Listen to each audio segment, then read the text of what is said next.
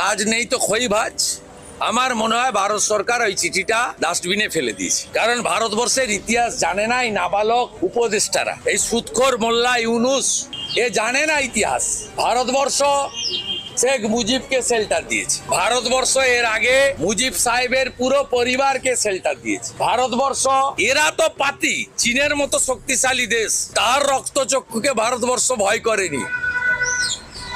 গুরুদেব দলাই লামাকে ভারতবর্ষ শেল্টার দিয়েছে, চীনকে চীনের চোখ রাঙানি করেনি। এ তো আমি বললাম না, রাফেল তো দূরের কথা, রাফেলের আওয়াজে পালাবে। এদেরকে কেউ কাউন্টই করে না, মশা মাছি, হেঁটে গেলে মারিয়ে নিয়ে চলে যাব আমরা।